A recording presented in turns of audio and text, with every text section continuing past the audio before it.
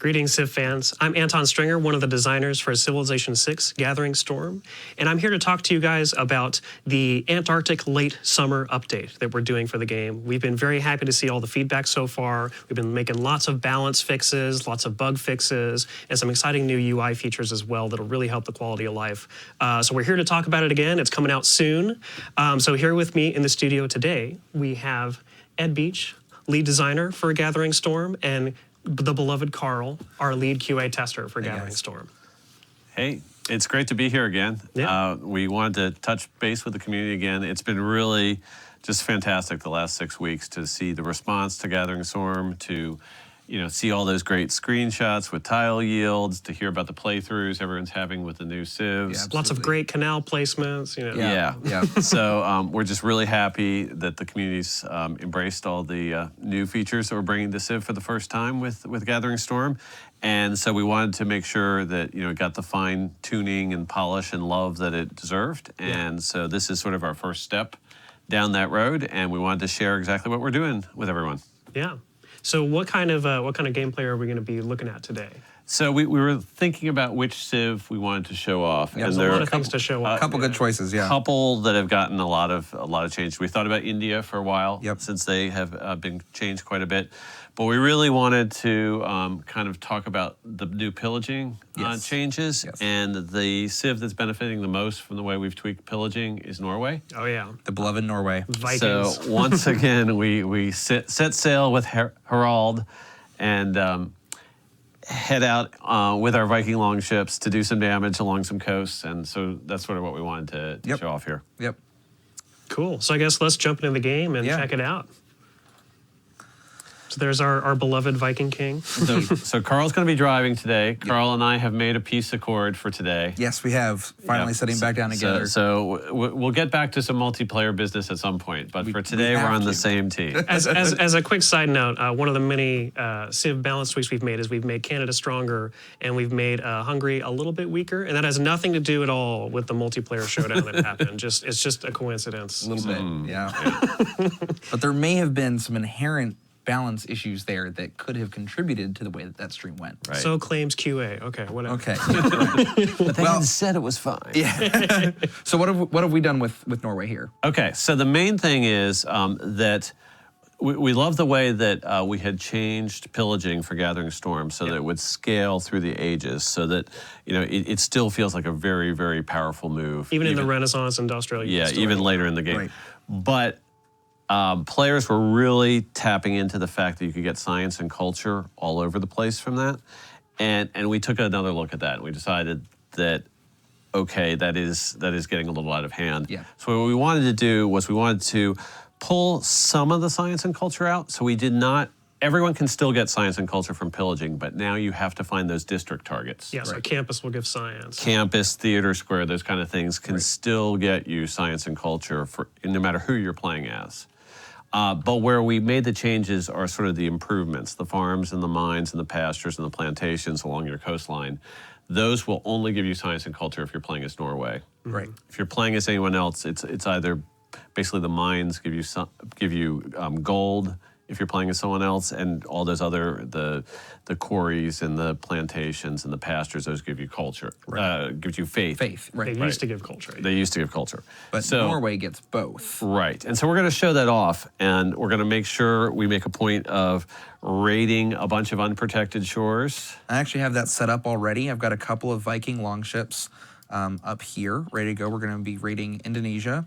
And I've actually used our new map tax to go ahead and place map tax on the locations that we're going to be pillaging. Map tax has been incorporated. I believe you have... Yeah, so this is actually a mod that started out in the community, and I apologize if I'm not pronouncing the name correctly, but Brad Zonia made this map tax mod that we really liked here in the studio, and it took what we had in the base game and in XP1 and XP2 and basically looked at a whole bunch of icons in our game, from unit abilities to all the district icons to even wonders and stuff like that. So it allows people that like to plan much more specifically and have a lot more data. Like, for example, the pillage unit action icon is in there. So Carl has gone and pre-planned all his pillaging with and, those pins. all kinds of things. I've got wonders marked on here. I have districts already mapped out, and I've even gone ahead and done a city location with all the districts that will be down in there for later on. But yeah, it's very helpful to be able to plan everything out like that. And so I know exactly which tiles we're going to be pillaging, and that's all already set up and ready to go. And that's a UI improvement that all players of Civ 6 get. This is the base game. This is Rise and necessarily Fall. just for Gathering Storm players. So everyone is gonna enjoy that.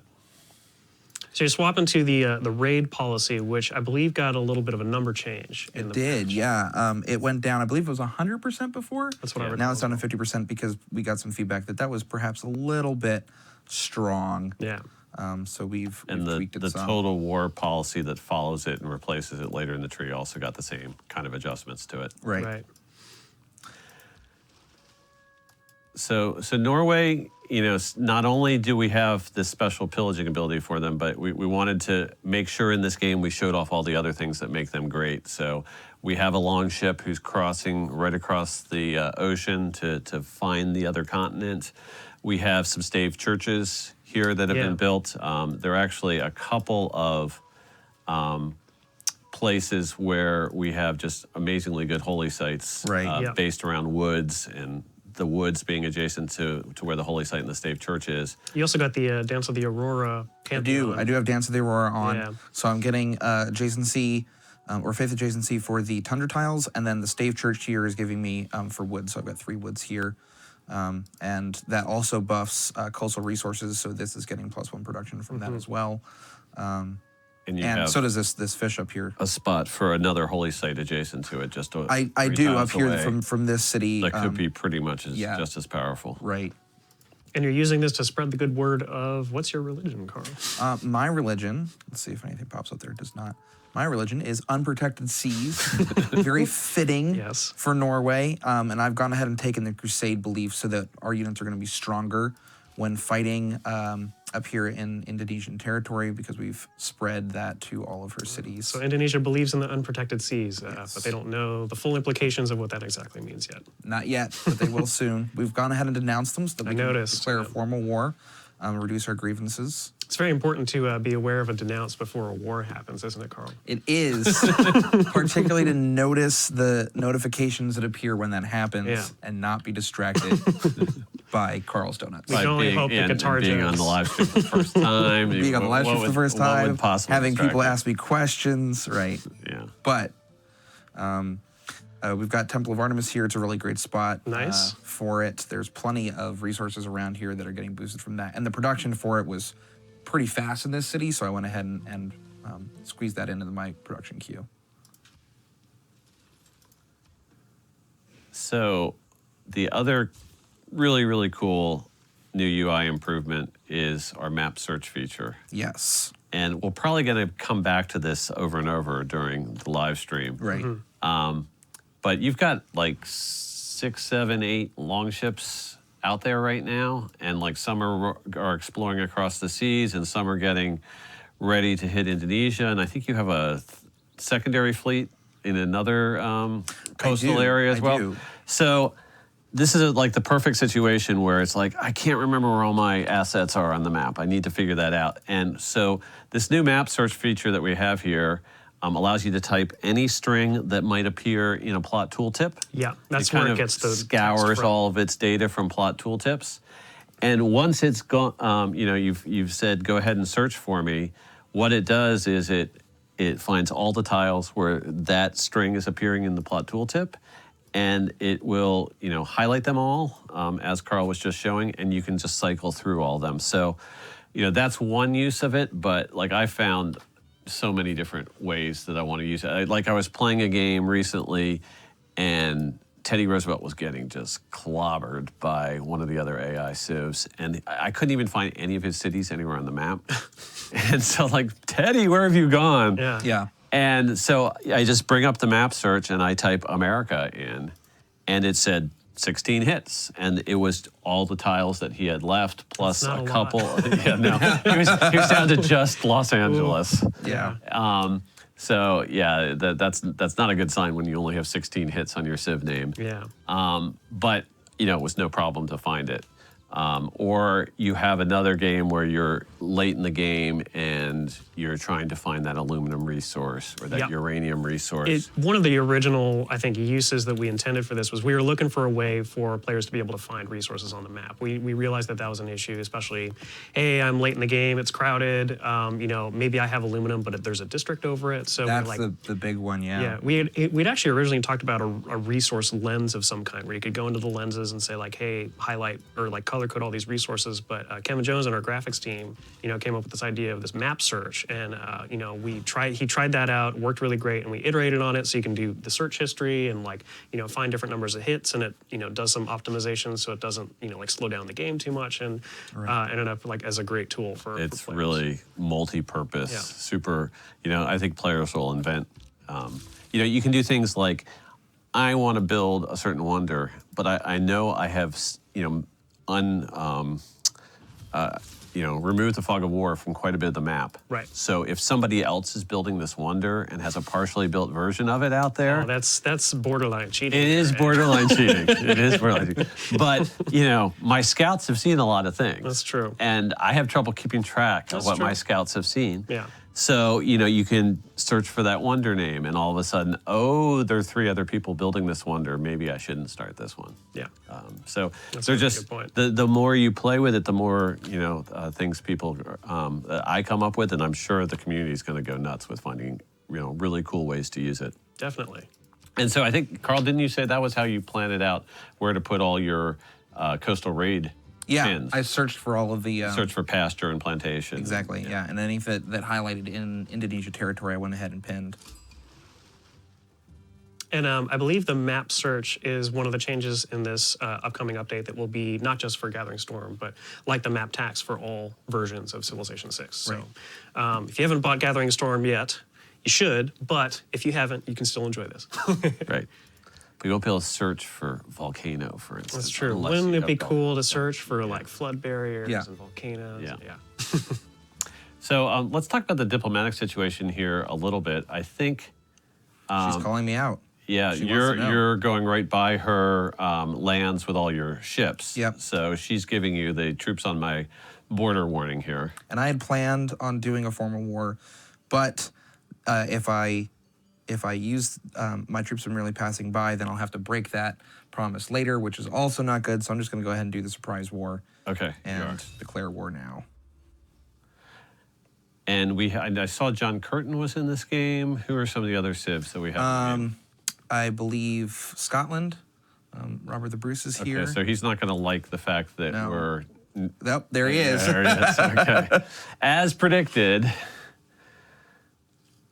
Netherlands was just coming to us saying, hey, that you we're not trade, trading right. with her. And John Curtin doesn't really like it when you're attacking people too much either. No, he so does not. We may take a diplomatic penalty with him We might. shortly. We've got a comment in the chat asking if we could do a map search for Carl, if that would get any hits. I don't know if it would in this game, but Carl, are you in the spy list somewhere? Do you know? I don't think so. So as you guys might know, Zero there's no results. Carls. Only Sad. Carl's on the other side of Sad. the It is keyboard sad. this game. One of the fun things we do is for every civilization we add a bunch of have- spy names, and sometimes we take those from, like I think I'm a German spy or something, Okay. because Anton is a German name from my great grandfather, and so yeah, we sort of like sprinkle those in. But some other questions from chat. Asking about diplomatic victory conditions. So one of the ways we're improving it with this update is the Mahabodhi Temple Wonder will give a diplomatic victory point. One of the pieces of feedback we've kind of seen a lot is that diplomatic victory points just coming from the World Congress is a little bit hard to rely on, because if you don't get the vote or people stockpile a bunch of favor against you, it's not as predictable. So having more reliable ways to get diplomatic victory points and earn them outside of the Congress can help make that victory more rich and interesting. And so adding it to the mobility temple is one thing.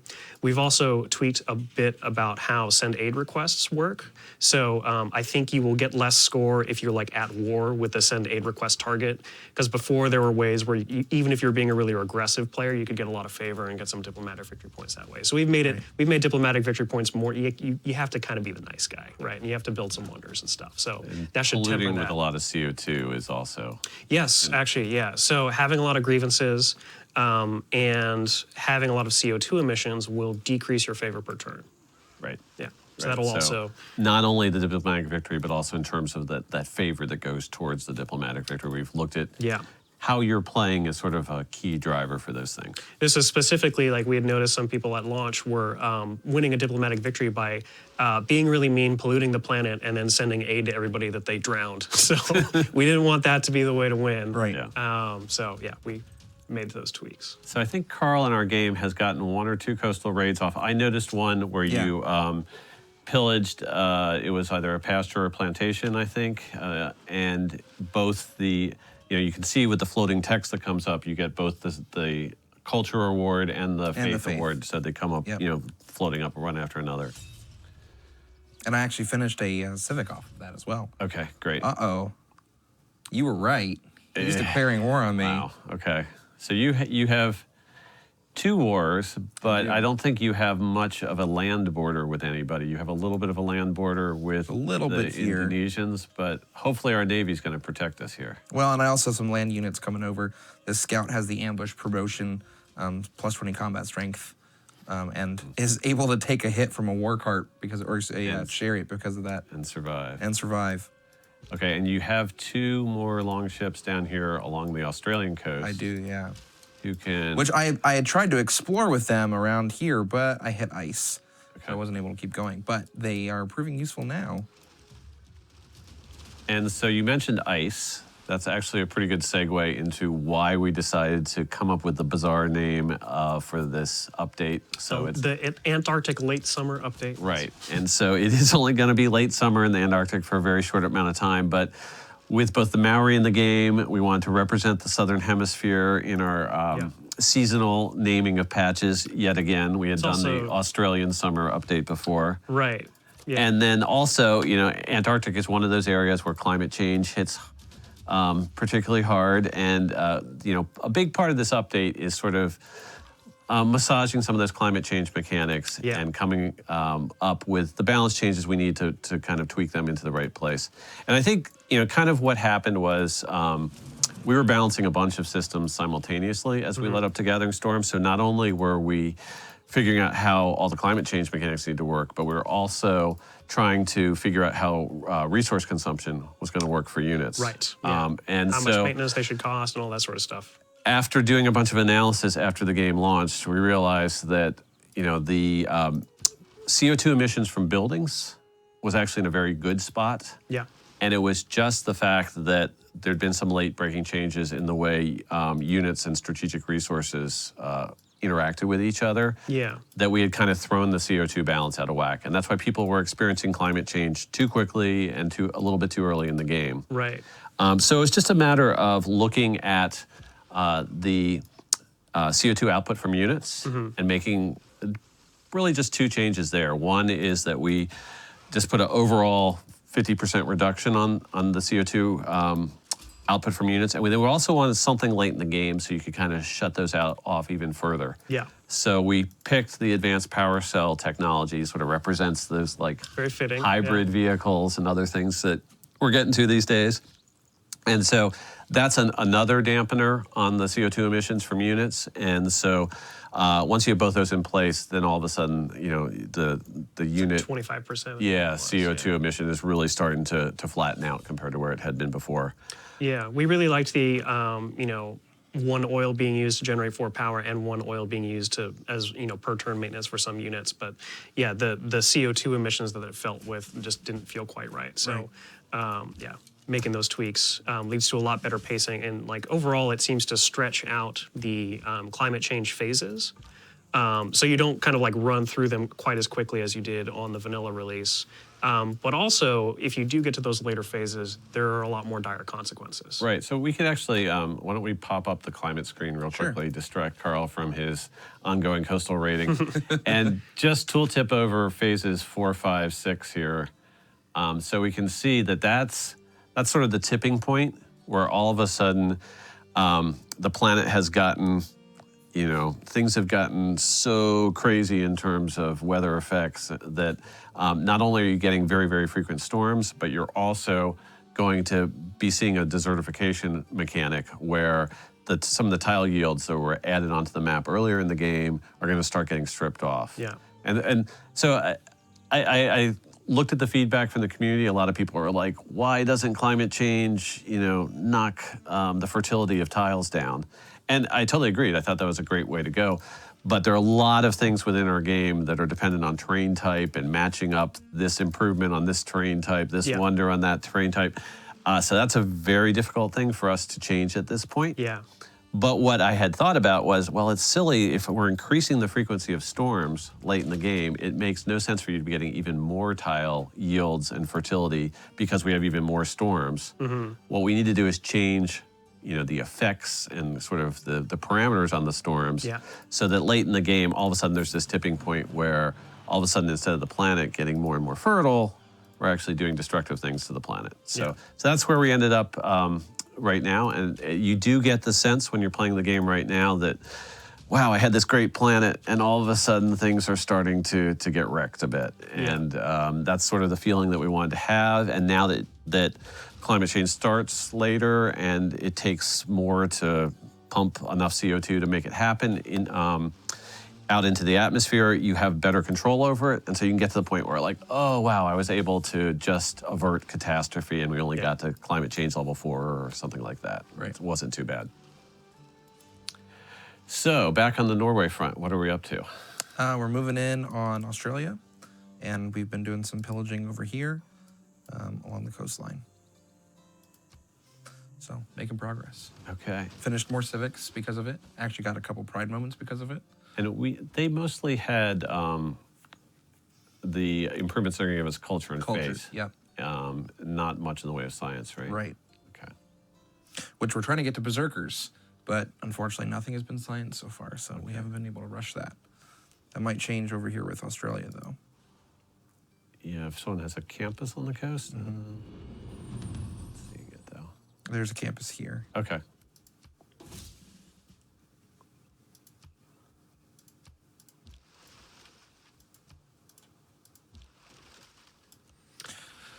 So we made some changes to a couple of other civs, didn't we?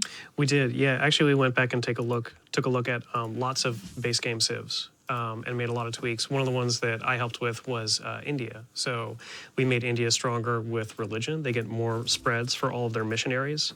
And they also, the part that I sort of helped with was religious pressure along trade routes. This is a mechanic we added back when we did one of the DLC updates for the base game in vanilla, and we added the religion lens, and we had religious pressure on trade routes. But because India has a lot of bonuses around having multiple religions in their city, we wanted to give them a tool to sort of like pull religions from other cities or push their religion out to other cities. So having more religious pressure definitely helps with that. The Varu. Yeah. And I played a India game after we put those changes in. Yeah. And it felt there are a lot of different ways you can move those religions around. Right. Once you get it into one of your cities, someone's adjacent religion, you have missionaries that have extra spreads. You just build one missionary there in that holy site, and he can go around and get 1 or 2 followers of that religion in all your other cities. Yeah, and once that happens, you get an amenity for each religion. That's Right. present. So that extra amenity is really nice. Yeah. So I played India to it was actually a great game because I played on the TSL East Asia map. So Mount Everest was there, and India was in the Ganges Valley. So I had TSL location for everybody, and won a religious victory that way. It was actually quite a nice setup to have just the right feel for sort of a Asian religious battle. It was similar to the scenario we shipped back with the religious scenario. Yeah, Indonesia Khmer expansion. But this one, there was military action going on. There's a whole bunch of other things going on too, so it was fun. So we got World Congress. What sort of resolutions do we have to choose from? Nothing that's going to be particularly useful in this situation, unfortunately. We can do some culture bombing, potentially. And then great people. I don't really need great people right now. Well, I guess you always need great people. Yeah. There's nothing that's Nothing that you particularly need at the moment. particularly useful, except for perhaps we get a general. But I don't think I have an encampment up yet, so I'll need to go ahead and build that. You have more favor than everyone else. Is that because you've been in your government longer, or do you actually have a couple city-states? I have several city-states because being able to go over ocean pretty early allows me to go out contacted and them meet early. them. Yep. That's another sort of Get the first subtler meet. side Yep. of the bonus for any of those civs like Maui or Norway who can get out in the oceans early. Two quick answers for questions in the chat. Someone's asking about the roads and railroads appearance. We did take a look at some of the ones that were looking kind of funny in the original release, and they should look a lot better in this update. And then the other one was asking about Canada production. So we give production on snow and tundra tiles, but it's for mines on those tiles. It's not every tile. Right. Right. And so there's, I don't think our video we put out this morning was quite clear on that, but the in-game text, all that kind of stuff, I think people have already noticed that those didn't match up quite right, and it's as shown in the game is the correct way to interpret that. So they're definitely, I mean, production's very helpful. Sure, yeah. But on every single snow tile that, we didn't want to quite go that far. So it's whenever you're building mines. So all those hills, anywhere where there's a strategic resource, those kind of things. Those are going to be a lot better. Yeah.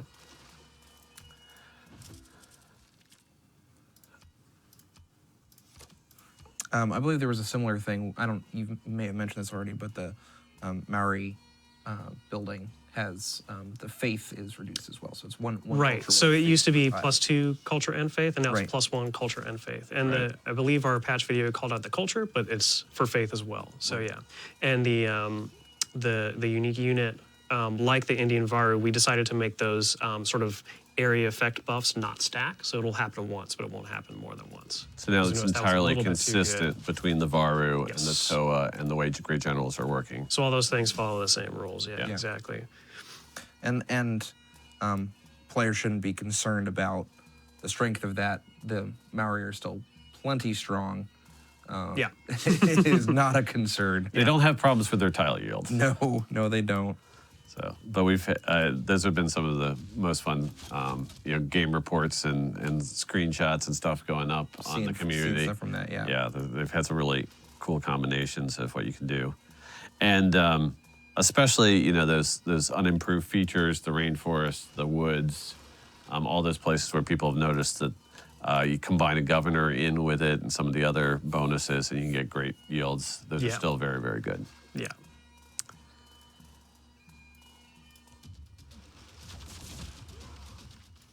Have we talked at all about other bug fixes that we've done? So I think the first thing to point out in terms of that is we brought our document with the complete list of bug fixes. Yeah, it's but we started looking at it. We realized, wow, Yes. printed out, got a it's lot. like 8 or 9 8 or 9 pages pages. long. 9 pages long, yeah. Yeah. It's a Can't huge show list. it. Can't show it So just there's yet. no way we can go through all those right now. The good thing is the update will be out not today, but very soon. Very soon. The patch notes will be up not today, but very soon. Right. And as soon as the patch notes are up, everyone can pour through those line by line. I think there are a couple key ones that we wanted to highlight. Yeah. So we'll spend the next 5 minutes or so, Yeah. going through some of those. But just don't feel like this is, the complete list of things, because the There's a complete ton. list of There's a ton them of goes stuff. on for quite a while. Yeah. So, Carl, you want to mention a couple of your favorite ones, maybe? Apadana. Apadana is fixed. That's been a huge one the community's been talking about, wanting Right. to get, when you build the one, you're supposed to get 2 envoys immediately. And It's then supposed to 2 count itself. Yeah. Right, it's supposed to count itself, and you weren't getting those. You were still getting them for every wonder thereafter, but not for the initial build, and Yeah. now that's fixed. That was definitely a big one. Boats can no longer use mountain tunnels. So You sad. also, So sad. speaking of coastal raiding, you cannot coastal raid mountain tunnels. Yeah. That is no longer a thing. Yeah, there was also a fun one I fixed. I was kind of sad to fix it, but The intent is that GDRs cannot be formed into corps and armies, and right. we had prevented that in almost every case, except there's, I think, great generals that could accidentally promote them into corps and armies. So we have unfortunately disabled that, but it's better for game balance, trust us. Yes. A couple other things. So we had gone back and taken a look just like we balanced the older sort of vanilla civs. We went back and looked at some of the civs and fixed some bugs as well. So one of the things, this is actually me, there was a bit of a code mix-up with Poundmaker's unique ability related to trade routes. It got sort of like reversed so that the food and gold were kind of behaving strangely. So we switched that back, so that's working as intended again. I believe that was because of the Inca. Yeah, the so Inca there's... work was the inverse, and so it sort of messed with it a little so bit. Inca is about terrain in the starting city, and Poundmaker was about pastures in the ending city, and it just kind of became complicated, and we've sorted that out. Right. Another one was the Congo. We fixed... they are correctly awarded the benefits from their founder beliefs, and... Yep, I was the one who had to fix that one. And the other one I had to fix, if we're taking responsibility for all our bugs here, was there were some things where the Phoenician capital, if it had been moved, was not necessarily lining up with the policies that were supposed to give you bonuses for cities on the capital continent or cities not on the capital continent. So that's all smoothed out. And we had taken advantage of that in our Phoenicia live stream, but there are a couple edge cases that It broke right after that, too. Yeah. It's like, here's this awesome thing that you could do, and then immediately after it stopped working. So, But yeah, those are all fixed now. Other cool things. Let's see here. Yeah, there's so many. I can't even remember them all. There also, I mean, not only will you go, when you go through the patch notes, will you see a lot of fixes, but, you know, a good chunk of the patch notes are subtle little balance changes that have been made, like the little UI improvements, things like that. Yeah, so for instance, a lot of the base game civs got their buffs by looking at their unique improvements and figuring out, you know, how we want them to scale up throughout the game so that they maintain their strength going forward. So I recently played a China game just because the Great Wall had gotten a lot better. Right. It also, there was issues with the Great Wall. If the Great Wall got wrecked by a storm or some kind of natural disaster, occasionally it could be hard to rebuild it because it was no longer on the edge of your empire. So now the Great Wall has been changed. You know, I mean, that Great Wall is still sitting there in real life. It may have taken some pillage damage, but it hasn't been wiped out entirely. So we made it so that once you've built a Great Wall tile, you'll never have that improvement entirely wiped out by a natural disaster. It can get pillaged, but you can always go back and repair it and get it back online. Yeah. Another thing, I think one of the most funny bugs that I saw post-release was sometimes if you had a lot of gold and you built Big Ben, you would get so much gold that it would, you know, in Civ bug style, kind of wrap back around and be negative. So that had to do with a way that we were calculating the math and the code, and so we have sorted that out. So the Big Ben will not make you go negative in gold anymore. Right. There are also some fixes within the climate system. Okay. There was a similar overflow problem with CO2 emissions there. And there were cases where if you were running the carbon recapture project, you could actually sort of nullify all of the carbon that you had sent into the atmosphere. But then anything you did where you kept running the carbon recapture project wouldn't pull the carbon dioxide out that the other civs had put in there. And now that does work properly, that you know. So you can the atmosphere doesn't remember where the carbon dioxide came from like it did before. That was a little strange. Gotcha. Yeah. Speaking of rollover, I believe we have addressed a concern of the multiplayer community with the Shift Enter exploit. Shift Enter is in the game to allow players to get around bugs. Whenever you get in a hung state, you can force the turn to end. Yeah. But you were able to leave a city on no production and Shift Enter to save that state and the so basically keep a bunch of production. Accumulate. And then you unlock your wonder or your horseman and be like, it's built right now. So, Ed, why don't you talk about what we've done to address that? So basically, the way it was a reasonably simple fix so that it's not going to confuse people. If you have a city where you have not chosen production, the production will not accumulate in that city. So you have to, in a normal single player play, the choose production reminder's always there. It'll block in the bottom right corner. It'll block the turn from advancing. So that's not a normal thing. You may, in multiplayer situations, have to prioritize what you deal with first, but the choose production warning is always like one of the first ones that comes up. Right. So we don't envision that the multiplayer players will have any trouble getting to all their cities Before turn time runs out. before the turn timer runs out, because that would be the one case where maybe you should get production that you'd lose it here. But Right. we wanted to make it that having production assigned in a city at the end of your turn is the normal way to play the game, and that if you're doing anything else, you're sort of trying to bend the rules, and we didn't want that to be possible. Right, and what you just said is important to note as well, that the turn timer hitting 0 while you have a city without production, there's no longer rollover there. Right, because It's sometimes both people would cases, use right. that instead of shift enter as Right. a way to But game the system. that is also addressed. But because choose production comes up early, it should be easy for you to assign your production before the end of the turn hits if you are using a turn timer. Right, But in both cases, you no longer save it.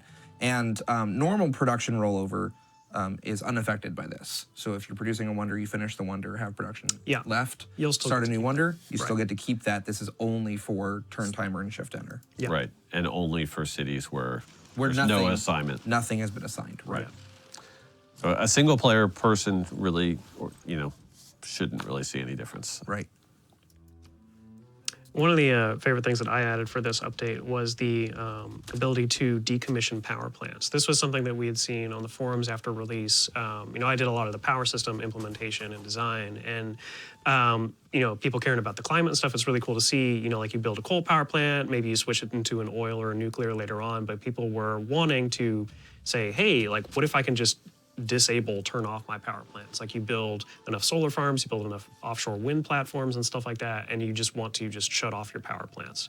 So it was a bit weird to allow that all the time, because there are benefits that the power plants will give you even if they're not running power, even if they're not using resources. But what we did and what we thought would be cool is that the Climate Accords World Congress resolution, if that is active and you're doing this global competition to see who can, save the most CO2 from entering the atmosphere, much like other projects, you can do, much like other competitions, I should say, you can do projects in your city during the competition to decommission these power plants. And if you do that, it'll give you a bunch of score towards that competition. So it's sort of a global incentive to like, hey, we're trying to save the planet, we're trying to get CO2 out of the atmosphere, reduce your output and or, decommission those power plants that you have to sort of like, get the score to win the favor of the world. And I did exactly that in that China game I was just talking about. I had 3 coal powered industrial zones active, and I wasn't worried about it.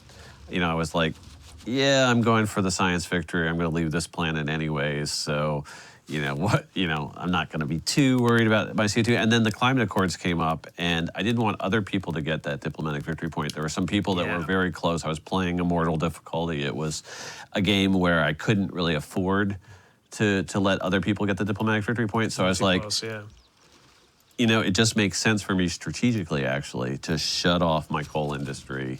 I had all the technologies unlocked, so I could switch to green alternatives. So I did that. I actually won the climate accords, not by a lot, but the last couple turns, I finally pulled ahead because I'd finished decommissioning those power plants. It just felt really like sort of, I got rewarded for really making a change for my empire that felt, dramatic. Yeah. Speaking of power plants, if you have a nuclear power plant that is removed from the map, it will no longer continuously melt down and cause radiation output. That was a fun one. Yeah. The Phantom Ghost nuclear power plant from the past. Right. Yeah, it's always interesting to see, no matter how many hours we put into testing, once a game is released and there are now all of a sudden hundreds of thousands of people playing it at a time, how many more of those edge cases get brought out? And so that was definitely one of those that we hadn't seen. Yeah. We hadn't had enough games with nuclear power and cities being raised, but that will no longer be a problem. Our lead programmer, Ken Gray, who is basically a wizard, has a really great way to describe this, which is, there's this big wall And our game development process is throwing ping pong balls at the wall. It's like, okay, yeah, wall's holding up. Okay, yeah, wall's fine. There might be a hole somewhere, but we might not throw the right ping pong ball the right trajectory. But then it gets in the hands of our fans, and we get a lot of great feedback. And a million ping pong balls get thrown at the wall, and sometimes it'll be like these 5 that get through. Like, wait, that's a thing? Oh, Right. Okay. And then that's why this process is so important for us, and why we value our community so much. Is that you guys play the game and you really enjoy it, and you help us find the fun, right? And you help us find where there might have been a slip up, where we can go back and address that and make the game a better experience for you guys and support that for years to come. Right, and that's why we're here today. That's why we're talking about the updates. That's why we had planned for quite a big effort to respond to what we saw as soon as the game shipped, so that we'd have the ability to roll out these updates. And this is sort of the first phase of these updates is kind of a fun one, because it's looking at what's immediately striking We're players. sort of on our toes right after launch, like, okay, what are people saying? What's going on? But it's Right. nice, the phases we have coming up are also fun, because that's like, we get a chance to look at a little deeper, a little bit more deeper systemically. changes. Maybe we've had some ideas of some improvements that we always thought we wanted to get to and try, and now we can experiment with them. So, great update coming out real soon, but we have some cool things we're stewing on for down the road as well. So one of the things that we're like, we're stewing on, but will be part of this update is World Builder. Right. So we've been continuously working on World Builder throughout our development, and we've used it a lot internally. There are a lot of different peculiarities of how it works that we didn't want to just throw it out and release it to the wild just yet. But with this update, if you go into your My Civilization 6 folder and look into your app options, you can look for this line that says Enable World Builder and turn it on that way. I think you set it to 1 is the number it'll tell you in the comment there. Right.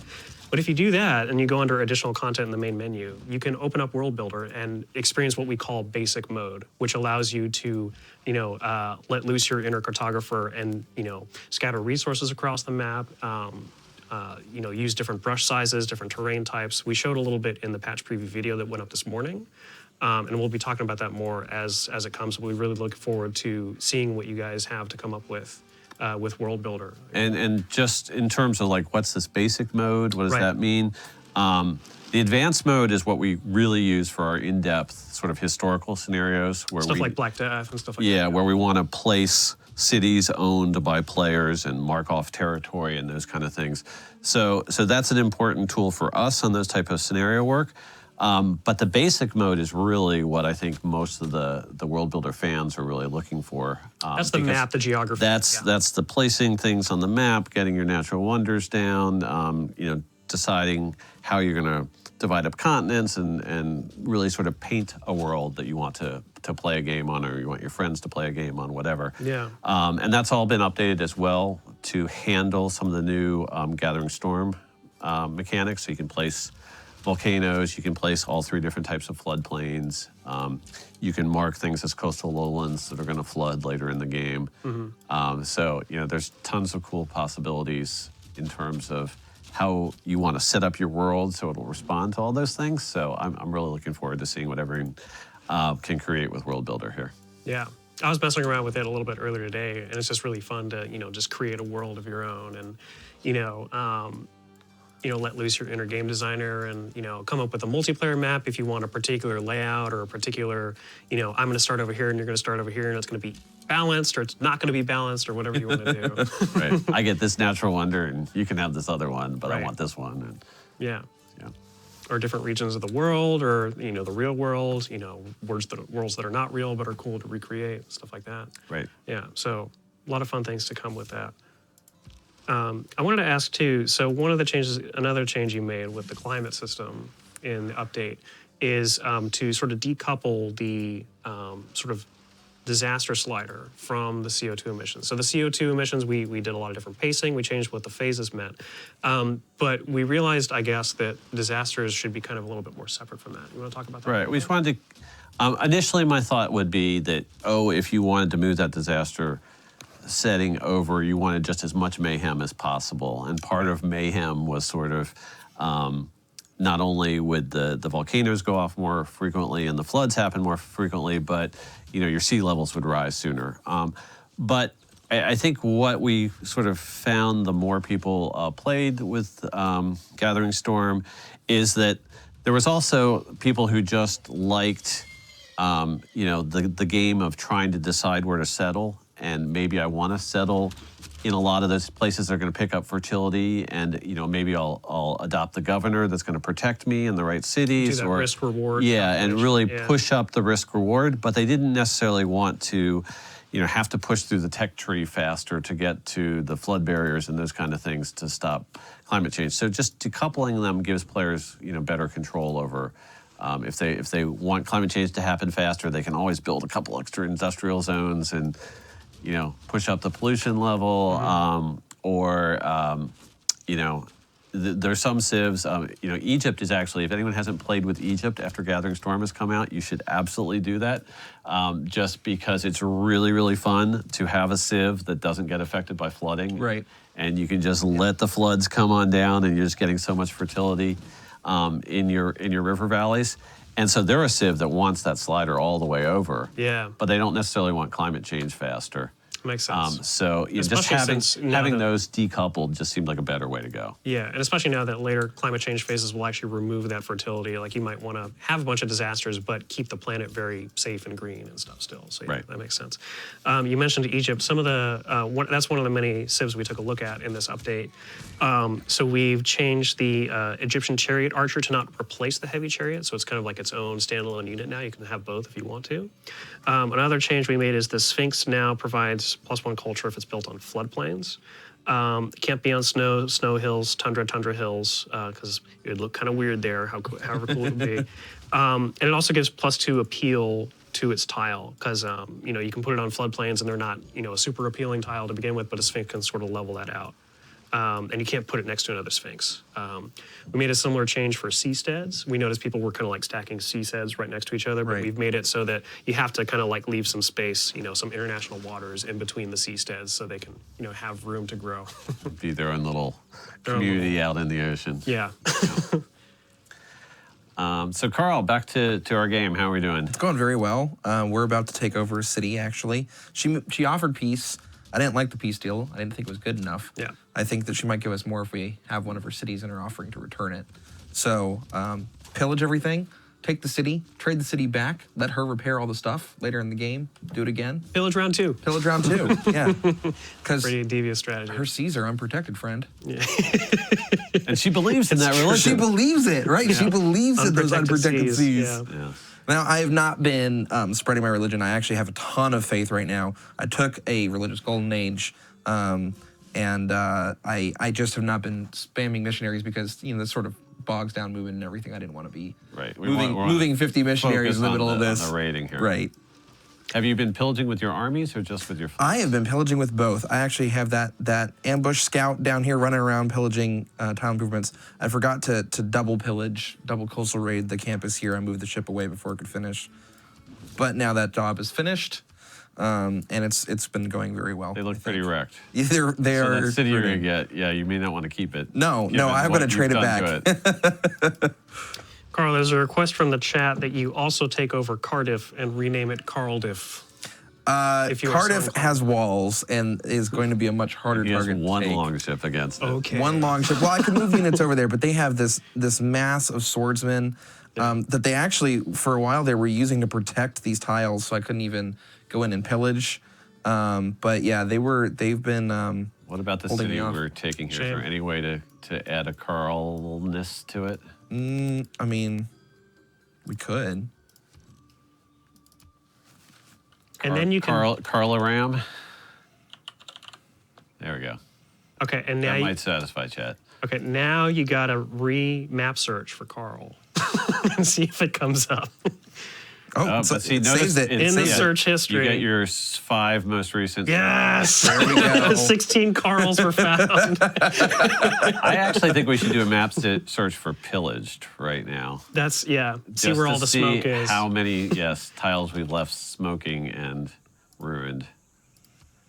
24 See, it's tiles. a great Well, some of them, look at this, some of them statistician. are from this drought that's going on. Oh, There's Yeah. a drought up Natural here, and disasters coming in. this I did, but these are not from me. So this can be like a statistician's dream as well. You get, exact stats on how many tiles are in what state from our map search tool. So another question in chat about asking about more details about the sort of AI changes we've been making. Of this huge document that I'm working off of that will be in your guys' hands shortly, there's a whole page of it that is just AI. So we've definitely been taking a look at the AI.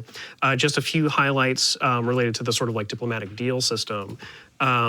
We've changed how they are valuing strategic resources. So it used to be that once they're at their strategic resource cap, then they'll obviously not want to trade for it. But we've changed it so that even if it's a little bit underneath the cap, they'll make a little bit more of a analysis about hey, well okay, I have 40 iron, I could have 50. Do I really want that extra 10, or is 40 enough? So that's one thing. They're also going to be much they're not going to pay for banned resources. If a World Congress resolution comes up and says hey, this is banned, even though it's only temporary, AI is not going to really want any part of that. And then one of the things that I believe we mentioned in the patch video that came out this morning is changing the frequency that they'll come up to you and ask for deals. So it used to be that you'd end a turn and you felt like the the popular girl at the dance. You'd get asked 4 or 5 times hey, can you give me this great work? Can you give me this diplomatic favor? And we've kind of changed that so that they won't be quite as persistent. Because even though they might really want it, we thought it'd be a better player experience to kind of space that out a little bit. And even the one time you do get a lot of trade activity is if you're the target of a aid request. Yeah. Because everyone is supposed to be sending you gold money. just to get points in that competition. Totally. But even there, that's been smoothed out a little bit. So you still can get 2 or 3 people a turn. Right. Sending you stuff. It's not like everyone every turn. I think we made it so that you can only get one. I was playing recently and I was still getting a couple. Okay. But it felt a lot better than it had before. Yeah. And then I was looking through that AI list. There were things like, some AI improvements in terms of capturing cities in certain situations and defending cities in certain situations, air unit usage, those kind of things. So, it's the same as any of our updates. We're always working on those things and, steady improvement, hopefully, on all fronts in terms of the AI. Yeah, and this one is specifically about, at least this one point, about military emergency. So, if they're in a military emergency, making more of a go to capture the city that's the target. They'll kind of be a little bit more active about it. So yeah, lots of improvements forthcoming.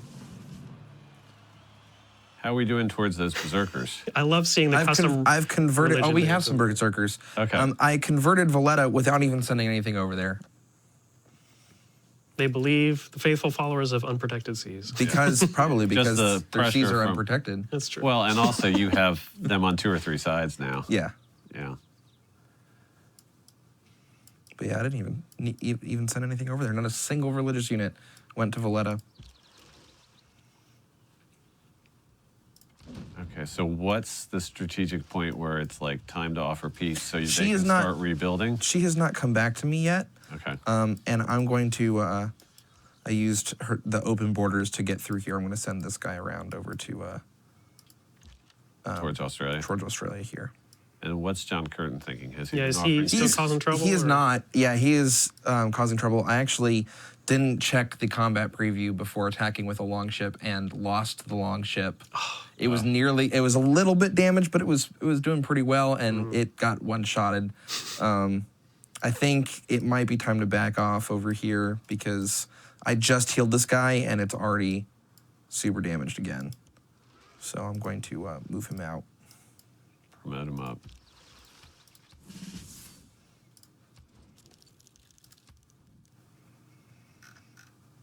I want to return. Right. I've got to remove that first. There it goes. Okay. And it adds the 2 iron because there's iron in the city. Right. So it's automatically it's added to the built table. in Right. with that city. Let's see what she'll give me. She doesn't have a whole lot. Well, you've been taking it all from her. This I can go up to 20, I believe. If I ask for more, she'll say no. Okay. That's getting to be pretty lucrative. Yes, it is. We'll go ahead and accept that deal. And one change I want to make sure that we emphasize here before we wrap up is just because it tripped me up the very first time I ran into it is on the Great Work screen. Yes. We have changed the way things get moved from one place to another. So it's no longer a click, thing is highlighted, it's attached to your cursor and you drop it somewhere. It actually works with the same drag and drop mechanism that we use on the government screen for moving policy cards around. Yeah. So just don't let that trip you up, because the first time you experience it, you might think, It's a little weird. Yeah, it's not moving. Point. But it's actually clicking way doesn't do better anything now, unless because now it's a correct drag and drop, and all of our drag and drop systems work the same way. Right. But it's definitely something that can catch you up the first time. So Right. it's a good thing to realize going into playing your first game after the patch. For sure.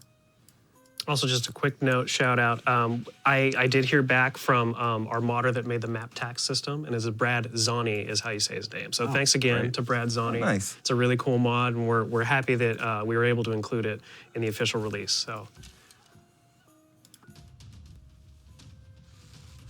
All right. So is there anything else that you want to? I think you just that- made peace already. So I just made peace with her. Yeah. I am not with At a John bit Curtin of a yet. lull in the game right Yeah. now. Yeah. I have to move everything back now. It got pushed out. This swordsman's trapped. She'll give you open borders, though, I think, right? She might.